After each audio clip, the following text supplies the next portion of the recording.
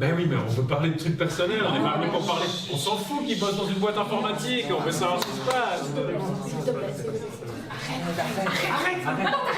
Arrête. Mettre en scène un spectacle improvisé, c'est de nouveau quelque chose qui va travailler à pas prévoir ce qu'on va faire, mais à jalonner en fait ce que va être la performance. En fait, on fait rarement des spectacles improvisés où c'est juste des gens qui sont sur le plateau puis on leur dit un peu faites ce que vous voulez. Il y a toujours des prédéterminations qui sont amenées soit par des choix esthétiques ou des contraintes. Nous, ce qu'on fait, c'est avec un décor, c'est-à-dire que chaque soir, il y a un décor différent, une scénographie différente, et costumes, potentiellement certains axes de travail qui sont attribués par la personne qui crée la scénographie le soir même, qui peuvent être thématiques, qui peuvent être dans le rapport de jeu, etc. Donc tout ça, c'est ce qui va être la contribution en termes de mise en scène à ce que va donner le spectacle improvisé. On essaie de partir d'une thématique, on y va assez sur le général. Peu à peu, on va sur du plus précis, puis on essaye d'engager sur du jeu. Dans la mine, les petits oiseaux, c'est très pratique. C'est-à-dire qu'ils vont mourir du gaz bien plus tôt que les humains. Alors quand le petit oiseau meurt, c'est qu'il y a du gaz pas loin. On n'a aucun pouvoir. Hein Marcel, t'as aucun pouvoir toi? Moi j'en ai jamais eu aucun. Mais c'est pas vrai, c'est pas ce que disent les gens, c'est pas ce que disent les journaux. Si on arrive réellement à s'allier, c'est sûr qu'on peut avoir du pouvoir. Je veux dire, si plus personne ne pioche, s'il n'y a plus de charbon, ils vont bien devoir craquer, non? Dès qu'on vient dans le particulier, dans la ligne, il faudrait que ce soit du jeu vraiment. Et, enfin, je sais pas, j'aurais peut-être besoin un peu plus d'une frontière un peu plus précise. C'est beau justement les allers-retours qui se faisaient avec votre voix en fait. On sentait quand vous étiez dans le jeu, même si vous changiez pas, et quand vous étiez dans la narration. Peut-être dans le rythme. À des moments, j'ai l'impression qu'on peut aussi se permettre plus de silence aussi. Et d'avoir du coup des dynamiques franches aussi. Voilà, c'est ça. À des moments, ça accélère, et à des moments, c'est des dynamiques vraiment. À l'impro, et ça c'est peut-être la différence avec le théâtre, on va dire plus classique, on a un texte, etc. On a vraiment 3 casquettes en même temps, celle d'autrice, d'improvisatrice et de metteuse en scène, et de réussir à être dans le jeu quand il faut juste purement être dans le jeu, et d'avoir effectivement ce souci du rendu, de l'esthétique un peu aussi, qui a trait à la casquette de metteuse en scène. Et ça, c'est une difficulté de savoir switcher et d'être conscient qu'on peut pas tous et toutes sur scène être metteurs en scène en même temps. Plus on se connaît, plus on joue ensemble, plus ça devient facile et organique en fait. Que faites-vous sur mes terres? Nous voulons juste traverser. Eh bien, il faudra leur payer, madame. Nous n'avons pas d'argent, nous n'avons quelques pots de confiture. Vous savez que nous sommes en guerre avec Pitié-sur-Marne. Justement, cette guerre nous est très coûteuse et nous devons traverser la frontière pour vendre nos confitures. Vous n'êtes pas des espions?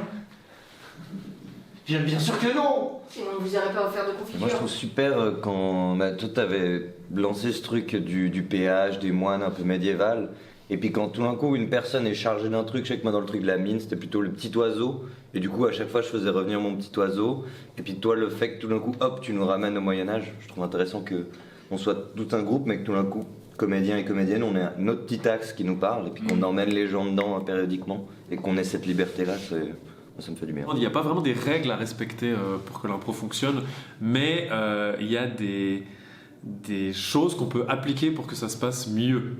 La première est de accepter et valider ce qui est proposé.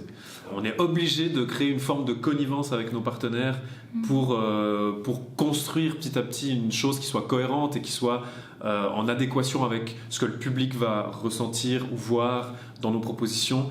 Donc c'est un peu c'est un peu le seul critère qui est vraiment indispensable quand on travaille à l'impro, je crois, c'est accepter que ce qui est fait existe et que c'est ça qui est montré, que c'est ça qui est vu. Et donc, après, le projet, c'est de développer ça. Ouais, faire attention, parce que là, on a tellement de matière. En vrai. Non, mais vraiment, il y a des trucs, il y a des scènes qui sont super, et t'as juste envie de te dire, oh, on pourrait encore tirer vraiment, genre, la scène où toi, tu veux servir Pauline et... Enfin, où tu ne sers pas Pauline et Malik. Elle est super, on a une belle tension qui est tirée dans un truc. Excusez-moi, on attendait d'être servi depuis ça fait quoi? Ça fait 15-20 minutes. 15 minutes en fait, on a commandé et puis on attend quoi. Ouais. Ce qui est drôle, c'est que quand même à un moment, on se nourrissait pour vivre, pour survivre. C'est vraiment drôle ça, c'est vrai qu'on a faim en fait. Et qu'à un moment, on a commencé à prendre ça pour un acquis. J'ai faim. C'est-à-dire qu'on a construit notre société autour du fait de combler nos besoins instantanément. Non, mais... Et alors, le fait d'attendre 15 minutes pas à manger, pour qu'on nous serve un repas chaud, Non, excusez-moi. directement servi dans nos assiettes, Je suis vraiment. À un moment est devenu une torture. Mais le rapport, mais en fait, non, c'est. Alors qu'il y a un moment de notre On histoire, a commandé. on a quand même été obligé de chasser et de cueillir. On a remplacé le procédé de chasser et on s'attend à ce que la nourriture continue d'arriver sur nous. Ok, bon, vous savez quoi, on va même arrêter. Moi, je sers de la nourriture Allez, on pour s'en va, pouvoir on s'en m'acheter de va. la nourriture. C'est assez drôle quand même, gros. Ta gueule! L'impro, c'est vraiment ce qui se passe à partir du moment où on va lancer notre chronomètre puis rentrer dans l'histoire. Tout le reste autour, et je trouve que ça, c'est assez impressionnant, est très cadré finalement. Le fait d'être finalement très contraint permet une espèce d'explosion créative. Puis après, en fait, la mise en scène du spectacle improvisé, elle se fait sur le moment, elle se fait dans le collectif, dans le fait de dire ok, moi j'ai vraiment l'impression que cet élément-là, il faudrait l'exploiter, il devrait être central. Donc comment je fais en sorte de faire comprendre aux autres que ça c'est l'essentiel du propos, ou alors il faut prendre cette info quoi. Moi, quand j'étais petit, quand j'étais à l'école, je me disais que si je faisais rien du tout, je deviendrais transparent, invisible, je serais tranquille. Mais en réalité, c'était l'exact inverse. Ça n'a pas marché. Plus je ne faisais rien, plus j'apparaissais. On est les mêmes. À l'intérieur, je ressens des trucs.